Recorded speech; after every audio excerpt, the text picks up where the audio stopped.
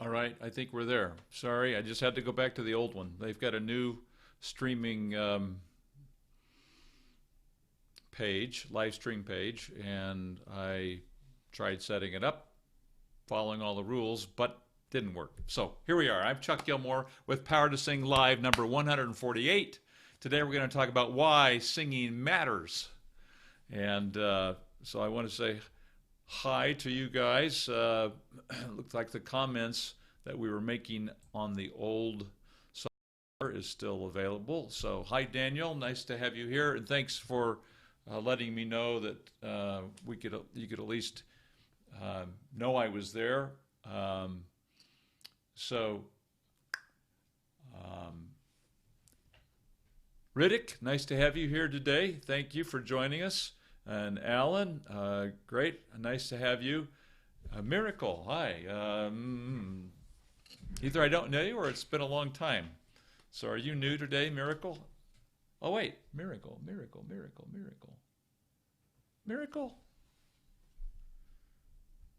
Okay. Maybe remind me, Miracle. Daniel, I can see and hear you. Great, all right. And Maduro Holdings. Hi, nice to have you here today. And it's Steve Maduro here. Maduro. Great to have you, Steve. So let me just slide this up a little bit more so I can, whoop. That took over the whole screen. I just want to be able to see all the way down to the bottom. Okay. All right. So why singing matters. That's kind of it's such a broad topic, but let me just share an experience. First of all, the question I want to begin with is, does singing matter to you? Yes or no? Does singing matter to you? Now, obviously, I would guess the answer would be yes, otherwise you wouldn't be here or you wouldn't be visiting after the show and watching the broadcast. But let me know. Maybe the best thing to do is just give me a short brief like, why does singing matter to you? While you're doing that, I remember an instance. Well, I guess I should back up a little bit. I've always loved singing, and I've and then I began to love performing, and then it kind of happened all in one. Well, in kind of two events. The first event was when I was in ninth grade, which in my city in the Midwest of the United States, a little place called St. Joseph, Missouri. You say Missouri if you're a native. I saw West Side Story. To my knowledge and memory, it was the first musical I'd ever seen. And our high school put on West Side Story, and I was smitten by it. I loved it, and I loved the characters and the music, and I'd see the leads walk down the hall in the school, and I remember the guy that played Tony, and I just thought he was a senior, and I just thought he was amazing. He did it. I loved it, loved the show, and I thought I'd like to do that. And so the following year, I got in the madrigal group, a concert choir group, and that year we went and saw a musical down in Kansas City called Camelot, and we took a busload of kids down, and I loved it. I loved the show was fantastic.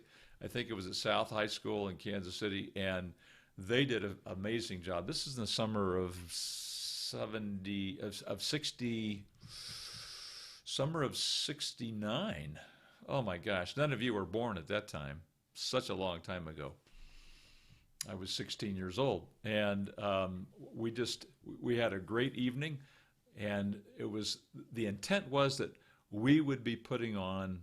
They hadn't announced it officially, but we would put on Camelot the following year, which was the year I would have been now a junior, which would have been 1970. And so 69, 70. Is that right? Right.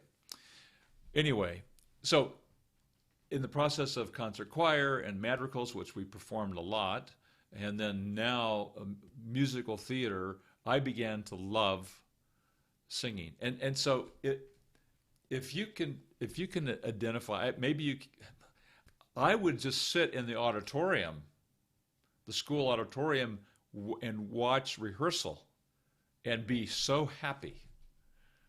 We had a balcony. I'd go up in a balcony sometimes by myself. The whole theater would be empty, and it was like I was at my house or something. I was almost more comfortable there than I was anywhere else. I just love the feeling of being there. And then to walk out on stage and to look at the audience, I just drew and still do draw energy from the audience, and then combine that with the music, and combine that with the stories of musical theater, and combine that with actually being able to perform the songs, and it transports me into another awareness of some kind. I love it. And so in connection with that background, as some of you know my story, for a long time I was not doing it, and my heart ached when I wasn't on. If I saw production, and I just felt so bad that I wasn't doing it, and I started getting back into it at one point, and some of you know that story already. And I'm going to take your questions here in a second, you guys, and the questions are down there. But so are your comments. I want to read your comments because I want to see why singing matters to you. But I was having a real tough time in my work, and I had a little small business, and it was, oh my gosh, I was having some challenges. And so it was so... I remember I was in Phantom, and it's the Phantom that was written by Mari Yeston. It's amazing. I love the music, and I love the story. I think it's a better story than Weber's Phantom. And the music is just... Anyway, I was backstage. I didn't even have a singing part yet. I was in the ensemble, but I didn't have a solo part yet. And I had a small speaking part. I think I was the stage manager or something in the play, and I was just back, and so I came to the theater that night so heavy-hearted over some challenges I was having in my work. I was down, and it was a tough time in my business, and I was backstage and just listening to the duet between the Phantom and Christine, and I was just transported. I was taken away into joy and happiness, and I was so happy and so grateful to be there and getting ready to go out on stage and start singing and doing some easy dance things and telling this story. It just, it meant as much to me then as it did when I was in high school. I got to play King Arthur, and we got to play in another supporting lead the next year, and in many, many other shows now. And so I can't imagine not having it in my life now. I've got another story to tell you in a minute. I'll take some comments here while I've been reminiscing. Okay, so let me slide this over just a little bit because I'm not getting the edges of the comments. So here we go. Forgive me while I take my attention here. Rika says, how can we produce bass in our voice? Miracle says, I'm here. Rika says, how can we maintain our pitch above middle C? Ivan, I don't know. You just do. Okay, I won't be so facetious. Let me go back. How do you establish chest? Is that what it was, the first question? How can I produce bass? How can we produce bass in our voice? So, Riddick, you come down into your lower range. You just say, nay, nay, nay, nay, nay, nay, nay. Do it on this. Na, na, na, na, na, na, na. Or, ah, ah, ah, ah, ah, ah, ah. Whatever, wherever you could start, just go 5 tones down. Maybe it's up here. Ah, ah, ah, ah, ah, ah, ah. And give a little, almost a kind of a growl. Ah, ah. And you can feel it vibrate in your chest. Take it down as low as is comfortable. Ah, ah, ah, ah, ah, ah, ah. Now, that is how you establish your bass. And, okay, so how do you maintain pitch above middle C? It's difficult to maintain pitch above middle C for men if you can't bridge. So if you say, ah, you're approaching the bridge, it starts to feel really impossible to get there. And so you must learn how to transition from chest into your head voice. When you're able to do that, now there's no issue with your pitch. You won't fall flat. You won't push it sharp. So I'm going to answer that by saying, get your vocal type. So go into the description below this YouTube video and look for the line there that says get your vocal type, and click on that, and it will take you to a PDF. As you download a PDF, what you want to do is download this PDF, get your vocal type, and it takes you to a vocal test. The vocal test, you take the vocal test and find out what your vocal type is. It will tell you what you tend to do as you get to that C, D, E. And ladies, same thing for you. As you get to the A above middle C, B flat B, and the high C, as you get closer to that, maybe it's the F sharp, the G, the A flat. Maybe that's where you have struggles, ladies, and the pitch starts to go down or sharp or something. So you go get your vocal type, and it tells you what and when you take the test, submit the test, and it'll send you an algorithm. You add up the scores and select your vocal type, or send it to me and I'll tell you.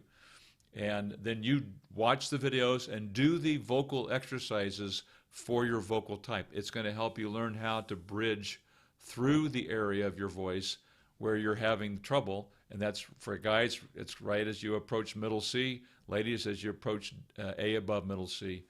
And that is going to do more for your pitch than anything else I can tell you right now, because it's usually a problem of not knowing how to make that transition into your head voice, or into your mix, into that bridge area and into your head voice. If you can't do that, you're going to have pitch problems. Okay. Any tips to create sweetness in our voice? I don't know what the definition of sweetness is. It's impossible for me to answer that question. Ivan says, when someone sings, he cannot think evil thoughts, which is the source of most of our problems, unless the song is evil. But I agree with you, Ivan, that it just does lift us beyond our lower selves and elevates our higher selves. It brings that goodness out in us, and it lifts our spirits. I thank you for sharing that. Daniel says, singing burns emotional energy in me. With PTSD and stuff, the right song can be so cathartic to sing, and how it feels to sing makes me feel good. Endorphins kick in, and whee! I love that, Daniel. Thank you. And I hope that you're working with you're getting good help and making progress on the PTSD, and because that's a very tough thing to deal with.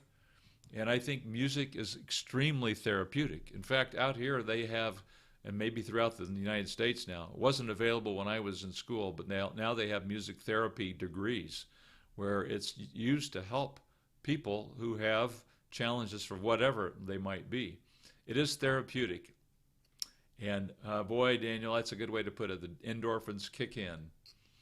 Daniel said, I used to know, if I don't sing, I know I am unhappy. Yeah.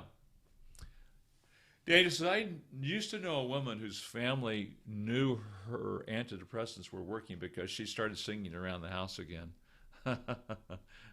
That's kind of cool. All right. Slim Shady. Hi, Slim. Nice to have you here. Can you tell me why I am sounding more like talking when I record and listen to my voice?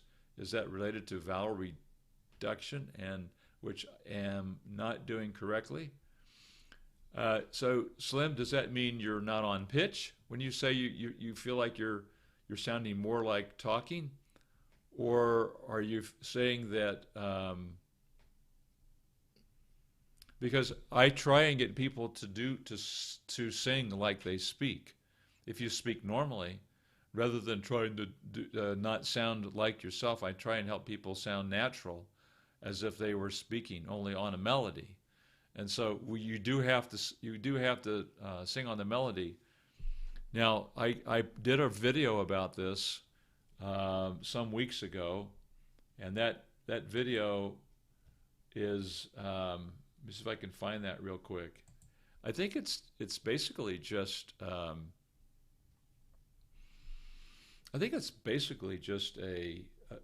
topic of it was singing like you speak, not.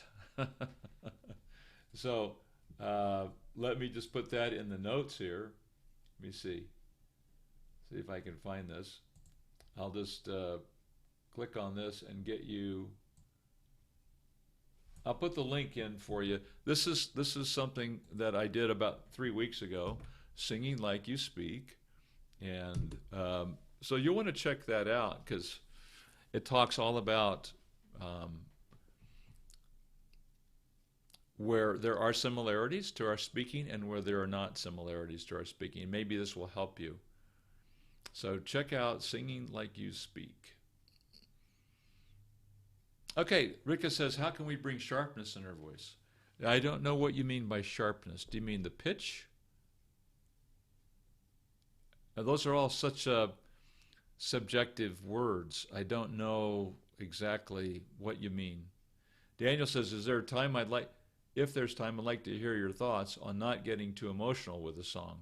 I want to sing Devo's Mama for Mom, but I keep choking up because it means a lot to us. Daniel, that's a hard thing. In my older age, I get very emotional easily, and I find that I have to keep my distance emotionally. I can't let myself get too far into the emotional memories. Otherwise, I start crying, and I can't sing when I cry. I know some people can, but my larynx goes up into my nose. I can't do it. If I cry, I'm choked out. I'm choked up. I can't vocalize. So I just have to not go too far. I have to be careful. And if I'm acting on stage and there's emotion in the song or in the character, I have to be careful not to go too far. Now, the audience will always appreciate it, a little bit of it, but if you can't finish your song, that's no fun. We want to be able to sing it. So I know exactly what you mean. You have to put a little bit of a barrier, not allow yourself to go all the way with those emotions. Otherwise, if you're like me, you'll lose your voice. Riddick says, I follow this book, Singing for the Stars, by Seth Riggs. Is that good or bad to improve our singing? I've had that book since 1997. I love the book. I've read it multiple times. I work through it on a regular basis. I think it's one of the finest ways to improve your singing that you can find. Daniel says, I had an an ex that did her psychology dissertation on music therapy, how different songs affect mood. It's super interesting. That's cool. That's cool, Daniel. Um, Slim says, thank you, Chuck. I'll check the link. Okay. Yeah, singing like you speak, not. And so, yes and no. So that's the intent behind that song, or behind that video, is there are some similarities and there are some differences. So check it out and see what you think. What's the use of the vowel exercises by putting a thumb under our chin?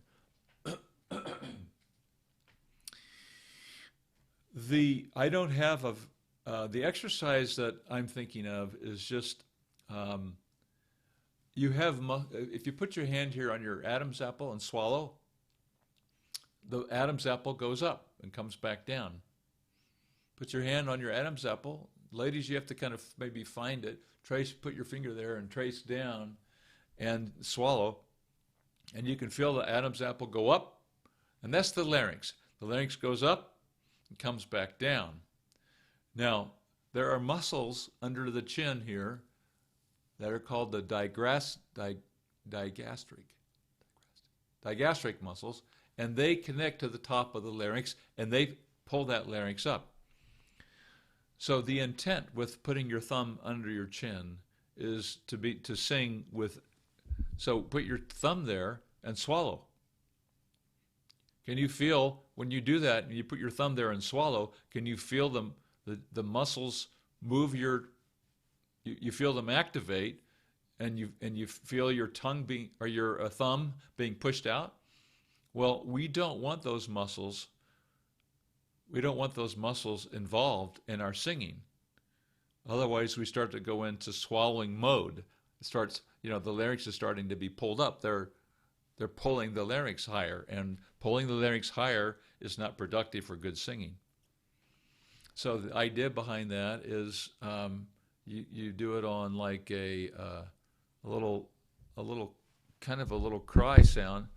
You can do it on E, but another good one is just that little if you said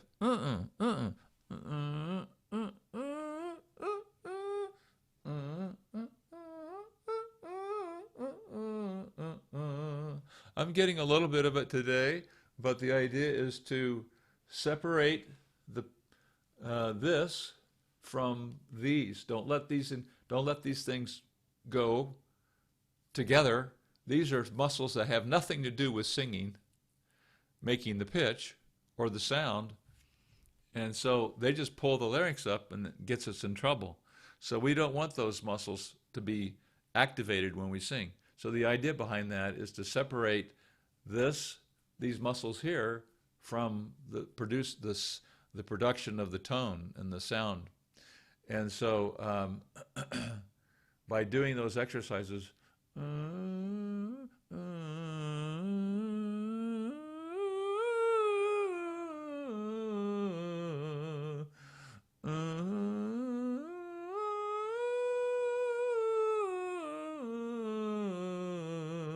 that's not too bad. I'm not getting too much there. You want to be able to do that without activating those muscles. Okay. Hey, CSI, nice to have you here. So I just finished singing I just finished performing, and there's a lot of songs. I mean, there's a lot of experience I've had with singing, but I just finished singing or performing in the show My Fair Lady, and I played Alfred Pay-Doolittle, and I sang just fun songs. I mean, I'm getting married, or I Get Me to the Church on Time, which was just a thorough blast, and then with a little bit of luck, and those two songs are just plain fun, and it's just energetic and exciting and fun, and you're entertaining the audience. You're telling a story that they're getting to know the character, and but the purpose behind that is you kind of get an understanding of what Liza Doolittle has been through, and she's grown up with a rather abusive father, and she's made her own way. You know, she's making her living on the street selling flowers, and so she comes from this low condition, and the stories of her transformation of this young lady. Well, every night I'll tell this story. Uh, this is kind of personal in a way. If I want to tell it, I'll just tell how I felt about it. Our Eliza P. Doolittle. Well, they had both Elizas do this. We were double cast. We had two casts, and they would go out during the music, during the opening musical. Um, I just lost the idea on what it's called. Anyway, the opening orchestral music before the show starts. She walks out on stage. She's in the dark, and then the lights come up, and she turns around and just looks at the. She just turns around and looks at the audience. And so every night I would go and watch that because I could feel this energy coming out of her and just going out to the very last seat in the house, and I could feel that energy coming back in, and it thrilled me. And then I'd go back in my dressing room and wait for my scene. That's kind of what singing does for me. When I go out on stage, something happens when I feel this little communication going on, unspoken, between me and the audience. And it's kind of a very intimate, those are intimate moments for me because I'm feeling something. I'm feeling something for the character and for the story and for the emotion of the experience, and it's going out, and I know that the audience is getting it, and I'm feeling it come back. I don't know what the law is, the laws of the invisible, whatever, the electrical, but there is something real, and I know you felt it. Those of you who've been involved in that kind of experience, and I know the same thing is true with, with a band or touring.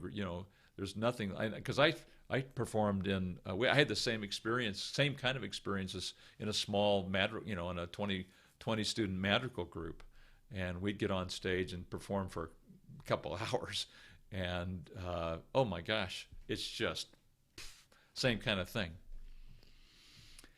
That's what singing means to me. It's something that's like you guys have already kind of expressed it. I can't verbalize it adequately. I don't have words for it. How can we build a strong passaggio in our voice? You do the exercises for your vocal type. If your vocal type is pulled chest, high larynx, then do the exercises.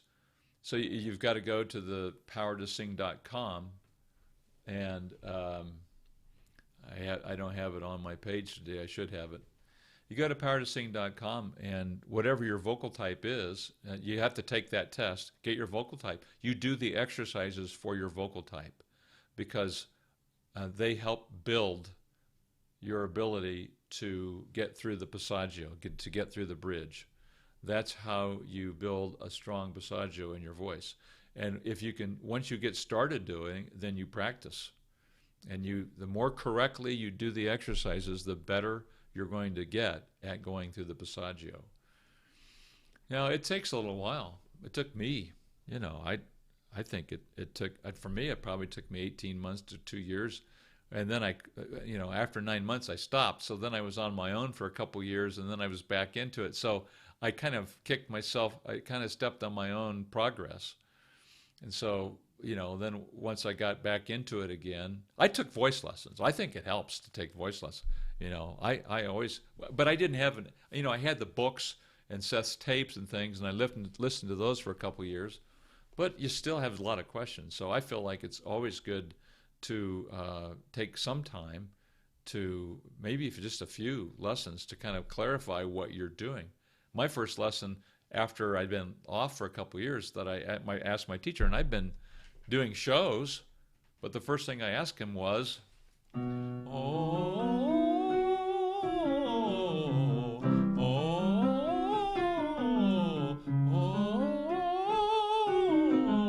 I said, what is that? He said, what do you mean? I said, what's that? What is that voice? He said, that's your head voice. See, I still wasn't sure.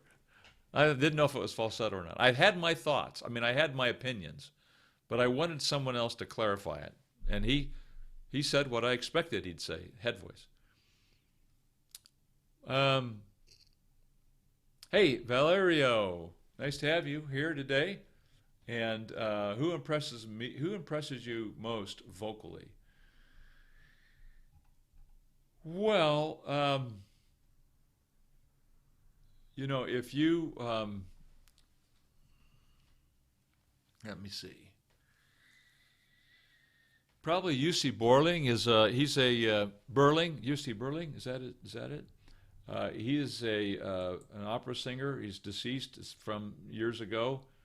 I think he's, he was recommended to me by other people. Let me just see. It's Jussi, I think, or something like that. Burling, or let me see, BJ. Okay, Jussi. I'll type it in here. I'll put it in the comments. So I'm impressed with a guy named Jussi, and he's an opera guy. And then BJOR,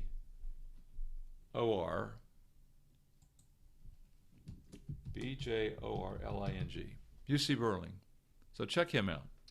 I think he is an amazing singer. And so, you know, so many different genres, and I like so many different people. And it doesn't necessarily mean that they're like great singers. I think this guy's, UC Burling, is a great singer. But you may not like his genre, which is opera or classical, you know. I think Fischau, something like Dietrich Fischau, I think he's really a great singer. But Daniel says, okay, he's familiar with him. Good. Okay, let me take a couple other. iSpec. Hi, iSpec. Don't know you. I'm watching you live from Ghana. Oh, wow. Awesome. Welcome today. Thank you for joining us. It must be middle of the night there, right? What's the best voice training for my breath control when singing? What's the best voice training for my breath control? You know, I think it's fairly simple, iSpec. And again, there's another video that you could go and see on my website, and it's called breath. So if you just I'll get the link for you here, and let me grab breath control real quick, and I will just put it in I'll put it in this comments here so that you can get some help with it, because it's pretty simple. It's called diaphragmatic breathing, and I'll give that one. I'll put you onto that video, because I think it's a pretty basically good description of how to use the diaphragm to sing. Okay. So I've just put that into the comment section. Hopefully that will check that out. And see if that's of benefit to you, iSpec. Hey, nice to have you here. What time is it there? It's got to be. Let me see, 2. Well, it's like 2 a.m. or no, wait a minute. You wouldn't be 12 hours different, would you? You'd probably more like midnight or something like that. 11 o'clock. I guess I can't remember if Ghana's on the. Yeah, Ghana's on the east, isn't it? So. What time is it there, iSpec? Riddick, sorry. I don't know why I have trouble with your name. Riddick, sorry. Any other book rather than Singing for the Stars you'd want to refer? Yeah, there's one called The Voice of the Mind by Chesry that I've read, and I think it's pretty amazing. The Voice of the Mind. It's like $100 though, and it's printed in the UK, I believe. Um, so life gains. Hey Chuck, hi Chuck. So basically, I'm a 16-year-old male. I have trouble singing high without cracking. I feel like I'm stuck in low voice. I've been doing your geeky exercise. Will it improve my voice? Yes, life gains. If you look through, I got a couple videos on my YouTube channel about 16-year-old, actually 16-year-old. There's two of them. One's when he was 15. The second one when he is 16. He's still progressing. It's not easy, especially if your voice is fairly deep. It's the hardest time for us guys to sing is when we're going through that vocal change.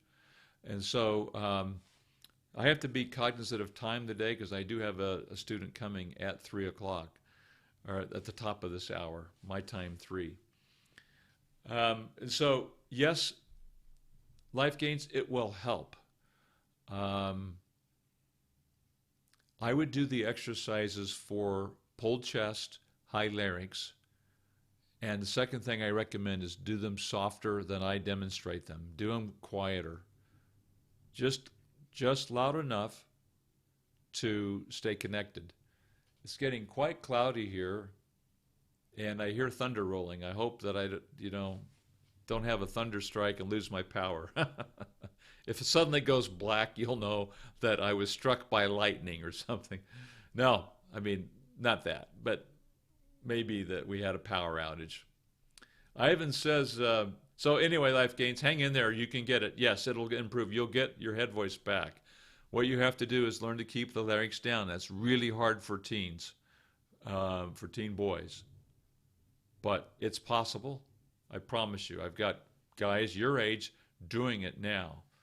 It's harder, but and it takes a while. They're not perfect at it, but they're gradually getting there. Some of them can do it in the exercises, but still can't quite do it in songs. But it'll come. Ivan says, singing and artistic music can get us in contact with good artistic natured people, unless one is jinx, and then nothing will help. Yeah, so I think you're right, Ivan. It puts you in with a group of like-minded people who love singing, and it's great. It's a great feeling of sharing, and that's why choirs are so fun, I think, and madrigals and theater. Everybody wants to be there, right? Okay, so Dana, listening to him sing "Oh Holy Night" now, getting chills. Yeah, UC Burling, he's good. How do you define speech level? Speech level is just a natural way of singing where the larynx is staying at the level of where you speak. So the larynx, in other words, isn't going up. It's not going up when you sing, or you're not shoving it down when you sing. We've all heard singers that are saying, or we don't talk that way, so why would we want to sing that way? We want to sing like our voices, our speaking voice. We want to have it the same natural, comfortable condition as when we speak. And so that when we start singing, it sounds like us. So you can understand the words. And so there's no tension. There's no reach. We don't want to have to reach or strain for the notes. That's speech level singing. The absolute refusal to reach. No reaching. So it's just a very, very, very similar condition to speaking, except on a melody. That's the vocal condition, the coordination of the vocal cords. So you don't have to reach. You're able to bridge. You're able to get through the bridges and up into your head voice easily. That's one of the things Michael Jackson commented on when he wrote a thing in Singing for the Stars. He was worried that when he started studying that it would change the sound, but it kept the same natural sound that he always had, and which is his signature sound. Icepex says 8:46 p.m. in Ghana. Okay. Says what your time. So my time is we're on. It's going to be 3 o'clock in the afternoon in 10 more minutes for me. So for you, it'd be like going on 9 o'clock now. Thank you, sir. Love from India. Thanks for your response. Music for life. My pleasure, you guys. Blair Hordesky. Nice to have you here today, Blair. Asks, he's an acoustic cover artist. Hey, Chuck, no questions, but a quick thanks for the videos and your willingness to share all that you have learned about the voice with us. Blair, thank you. You know, it's so meaningful. My experiences mean so much to me that I really want to get the word out. A lot of people don't even know that they can sing in their head voice. I appreciate the comment here from our young man, Life Gains, who's 16 right now. When I wish I'd known that it was possible to get my head voice. I didn't even know what head voice was. So thank you, Blair. I'm very excited to share this information with others, and because it's life changing. You know, to think that I would have, at one time in my life, I couldn't sing. Ah, I'm singing at the E. I couldn't go to the F without singing. Ah, ah, going into falsetto, right? Can you hear the thunder? It's starting to rain pretty hard. So I could do it in falsetto. Break into falsetto. But or I could yell it, but I'd never wanted to do that because I knew I was flat and it sounded awful. I never would have in a million years thought that I could sing right through that. Now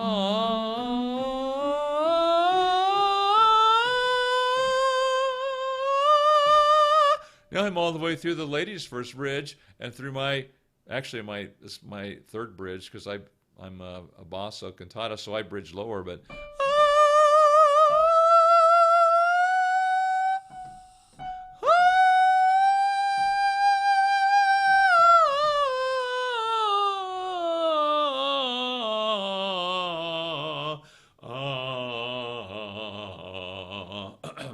and I've got a little bit of scratch today, but never in a million years. Hey, Tim, TJ, nice to have you here.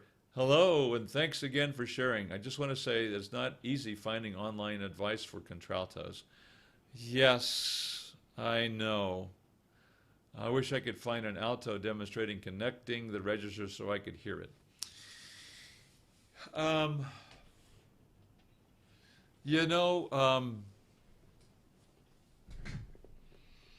What's her name? That's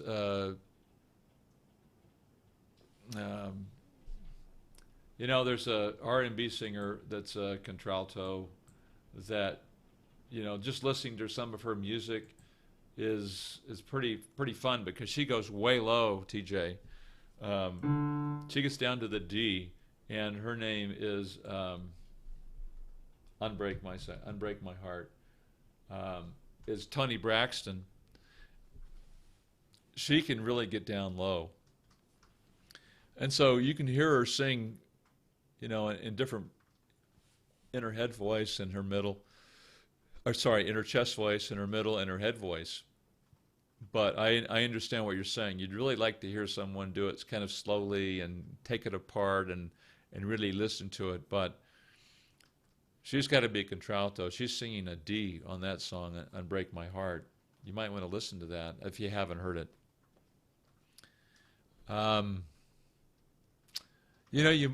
You've probably already done a search, haven't you? You've searced just written in contraltos, or maybe you could search online on Wikipedia, contraltos, famous contraltos, and listen to some of their voices, and see what they're doing. It's not any guarantee that you're going to find somebody really great, but you'll hear some different voices that way. All right, well, I've got to wrap this up. And can you guys hear that? My house just kind of shook a little bit. We're having a nice pre-fall rainstorm, and it's really welcome here in the desert of the Intermountain West in the U.S. So thanks very much for joining me today. Singing matters, doesn't it? And I'm sure there are, if you haven't taken a moment, please share with me in the comments why it matters to you. Also, be sure to get your vocal type. And just download the free PDF. It's in the description below. Get your vocal type. And it takes you to the test. It takes you to the videos about your vocal type. It takes you to exercises you can download for your vocal type. You practice those. You start to learn how to bridge. You start to learn how to keep the larynx down and keep the vocal cords connected, getting up into from your chest to the middle into your head voice and back down again. And then the whole world opens up to you, because now there's no song that you're afraid of. Thanks, Daniel, and great to see everybody. I'm Chuck Gilmore with Power to Sing Live. This has been number 148, Why Singing Matters. I'd like to hear from you. Leave it in the comments below, why singing matters to you. Thanks, and I wish you all the best on this very fine, lovely, and in my city, rainy day. Bye-bye.